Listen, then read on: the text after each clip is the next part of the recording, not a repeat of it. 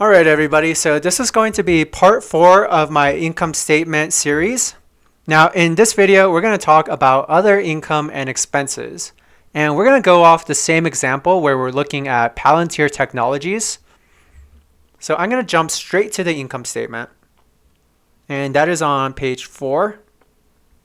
Keep in mind these numbers are in thousands. So where we left off last time was we were looking at loss from operations.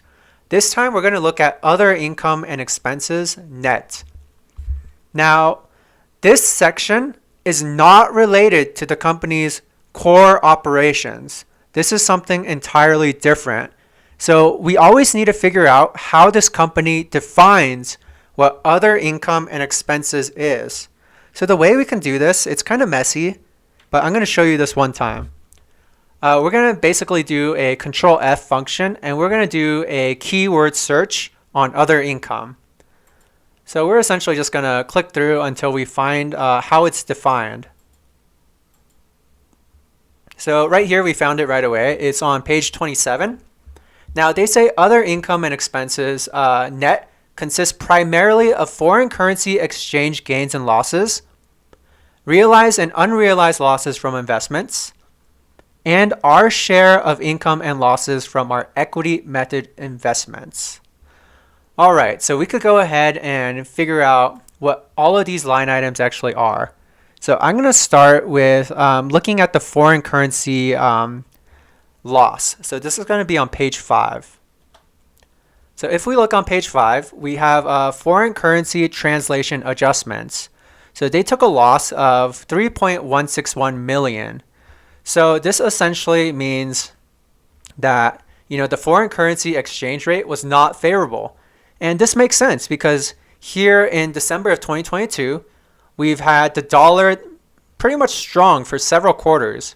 So the dollar being strong is definitely going to hurt foreign exchange rates, especially if there's income made overseas. So that's essentially what is going on here. So let's go ahead and tally that. So right here we have 3.161 million. All right, so next we're going to look at marketable securities, and that's going to be on page 11. Alrighty, so we're going to scroll down a little bit. Now here they're going to define what their marketable securities actually are. So it says marketable securities consist of equity securities in publicly traded companies and are recorded at fair market value each reporting period. Realized and unrealized gains and losses are recorded in other income expense net on the consolidated statements of operations. So here they just said that in their other income and expenses that they're including both the unrealized gains and losses and the realized gains and losses. So right here it says during the 3 and 9 months ended September 30th, 2022, the company recorded net unrealized losses of 18 million. So 18 million is just the September quarter. And 192.8 million, that is the last 2 quarters plus the current quarter. So 3 quarters of data. So they lost 192.8 million in unrealized losses.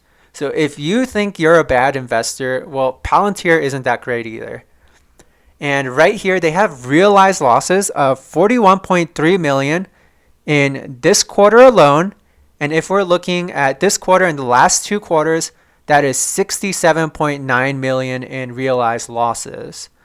So yeah, this company, they're not doing too great with their marketable securities. They're losing money here. So let's go ahead and tally that up as well. So we're going to add plus 18, also plus 41.3. All right, so now we're going to have another section. So they're going to have something called alternative investments. So this is going to be right on the next page. So it says during the year ended December 31st, 2021, the company purchased 50.9 million in 100-ounce gold bars. So I kid you not, this company, they bought gold bars to hedge themselves from a really bad economic situation or whatever the reason was. But They essentially bought gold bars. So, this was literally about a $51 million investment in gold bars. Now it says the gold bars are kept in a secure third-party facility located in northeastern United States. The company is able to take physical possession of the gold bars stored at the facility at any time with reasonable notice.